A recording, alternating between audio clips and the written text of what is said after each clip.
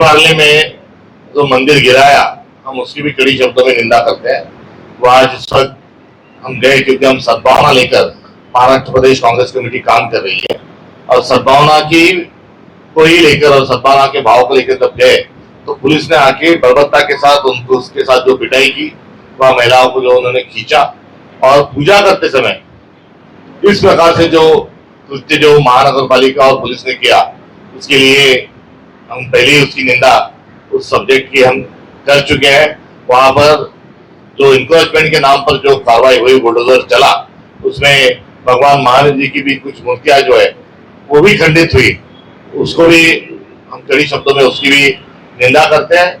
और आए दिन जो मंदिर है, मस्जिद है और भी जो अच्छी संस्था है, उसको बुलडोजर क्यों चलाया जा रहा है, इसका जवाब सरकार दे, ये हमारी मांग है। एक सवाल है, अभी आपने सत्ता के विकेंद्रीकरण की बात की। सत्ता के विकेंद्रीकरण का मतलब होता है जनता को शासन के करीब लाना, लेकिन यहाँ तो करीब 2-2.5 साल से डेमोक्रेसी तो है, पूरी ब्यूरोक्रेसी है, उसी कारण से ऐसे हादसे हो रहे हैं। क्या कहेंगे सर? बिल्कुल बात जाहिर है और ये जानबूझकर चुनाव नहीं होने दे रहे हैं क्योंकि सत्ता हमारे पास है, ये आग्रह उनका है। इसलिए सत्ता को केंद्रित करने के लिए ये जो केंद्र सरकार और राज्य सरकार जो सत्ता हाथे आने के लिए जो कर रहा है वो उससे उभा जाए।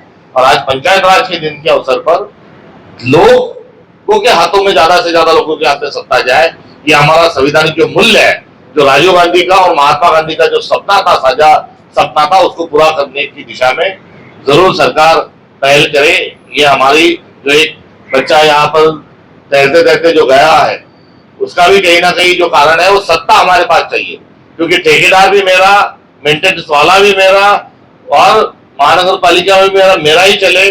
तो यदि उस ठीक तरीके से वहां पर जो प्रोटोकॉल है उसका यदि पालन होता और सत्ता को विकेंद्रित स्वरूप में भी रखते तो उस बच्चे की बेचारे की जान नहीं जाती। तो ये बच्चा भी कहीं ना कहीं ये एक तरफ ये धांधली का, तो दूसरी तरफ ये भ्रष्टाचार का और तीसरी तरफ ये सत्ता हमारे पास ही चाहिए, इसका ये लक्ष्य ठहरा हुआ है। सर, आपने भी बताया अपने बयान में कि मंत्री कृष महाजन को राज्य सरकार ने अपना प्रतिनिधि के तौर पर भेजा था, खुलकर बताइए। ये खुलकर ही ये बात राजनीति का नहीं है, मगर ऐसा क्यों करते हो? महाराष्ट्र है, देश में आपदा पड़ी हुई है और आप वहां जाके फोटो खींच रहे हो, ये बात ठीक नहीं है। इस पर हम अफसोस जता रहे हैं। इसमें कांग्रेस जो सत्ता में आज केंद्र में और राज्य में दोनों तरफ जो है वो वहां पर विपक्ष बैठा हुआ है और ये जो है ये असंवैधानिक है, हम लगातार बोलते आ रहे हैं। सुप्रीम कोर्ट का हवाला देकर वो चुनाव लेने से वो बाज नहीं आ रहे, वो भाग रहे हैं। जैसे कि लोकसभा और विधानसभा के चुनाव के दरमियान 75 लाख कैसे वोट पड़ा, ये हम लगातार पूछ रहे हैं। इस बार भी हम चुनाव जल्दी करो ये हम बोल रहे हैं। तो विपक्ष के नाते हम लगातार मांग करते रहेंगे, जो पिटीशन है वो जल्द से जल्द उसको रिजल्ट आए, उसके लिए भी हम वहां पर कोशिश करेंगे। में जो सत्ता फंसी हुई है वो सत्ता नीचे आए, लोगों के पास जाए, स्थानिक स्वराज इकाई जो संस्था है उनके पास वो सत्ता जाए और अपने इतने बड़े देश का प्रतिनिधित्व बहुत अच्छे तरीके से बहुत सारे लोग करें। कुछ चुनिंदा मुट्ठी भरी लोग केवल लोक प्रतिनिधि के नाते न रहते हुए उसमें लोक प्रतिनिधि का पार्टिसिपेशन बढ़े, संख्या बढ़े। और इतना ही नहीं, तो संविधान का जो सूत्र है to the people, by the people, for the people, उस दिशा में हमारा गणतंत्र जाना चाहिए। नहीं तो 5 साल में एक बार हम किसी को वोट देते हैं और वो 5 साल फिर वही आदमी रहता है प्रतिनिधि के नाते। ये नहीं तो रोजमर्रा का भी जो एडमिनिस्ट्रेशन है उसमें पार्टिसिपेशन जो है वो जनता का बढ़े। ये अंदाज में सत्ता का विकेंद्रीकरण करने के लिए 73 और 74 अमेंडमेंट ये बना। हमारे देश में 8,000 शहर है, 6 लाख देहात है और 140 करोड़ हमारी आबादी है और इसके लिए केवल 4,250 विधायक और 750 मेंबर ऑफ पार्लियामेंट सांसद, ये महज 5,000 लोग हैं नहीं, तो इनका प्रतिनिधित्व करने के लिए बड़ी संख्या चाहिए। इसलिए कॉर्पोरेटर, जनपद के सदस्य, जिला पंचायत के सदस्य और पंच को चुनाव में खड़ा रहने का और पंच को, इन सब लोगों को संवैधानिक स्वरूप और प्रारूप में गण प्रतिनिधि बनाया गया। और एक कदम और आगे डालते हुए जो लोकसभा हमारे पास थी, विधानसभा हमारे पास थी, पर उसके साथ एक ग्राम सभा भी उस वक्त दी गई और 74 अमेंडमेंट के तहत वार्ड सभा की भी बात उस वक्त कही गई थी। तो सत्ता की विकेंद्रीकरण की जो गति है और जो दिशा है, उस दिशा का आज हम पंचायत राज दिन के औचित्य से उसका स्मरण करते हैं और गणतंत्र की तरफ हमने जाना चाहिए। ये आज के दिन का जो एहसास है और जो आज के दिन की जो सोच है, उसको हम सब लोग भारतीय लोग इसको अच्छे से इसको समझकर इसकी दिशा में हम हमारी मांग और हमारा सफर करें, ये मेरा अनुरोध है। मगर आज जो है वो सत्ता केंद्रीकरण की सारी चीजें चल रही है।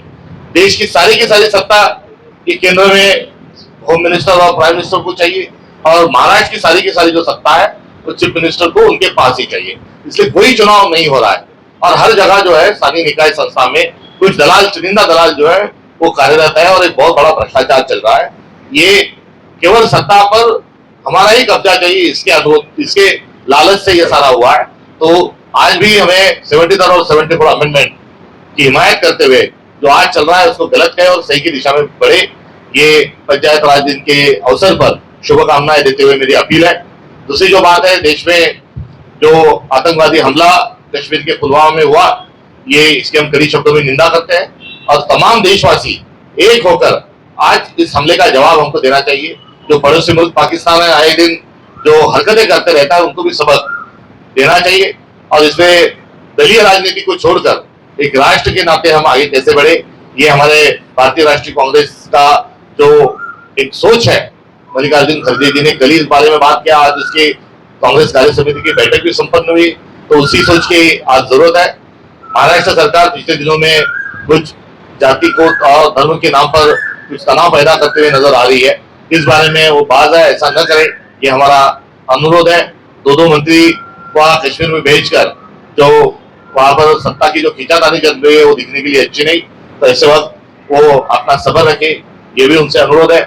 मेरा भाईंदर में यहाँ का जो कांग्रेस है एक अच्छे तरीके से, अच्छे पैटर्न में यहाँ का प्रारूप है, यहाँ का संगठन मजबूत है। आज उस सारे संगठन के साथ बातचीत हुई, जो रोजमर्रा की जिंदगी के जो सवाल है मेरा भाईंदर के लोगों के, उसको लेकर हमारा संगठन काम करते रहा है, आगे भी काम करते रहेगा और महानगर पालिका में जो भी धांधली चल रही है उसको, उसके लिए आंदोलनात्मक भूमिका वो लेगी।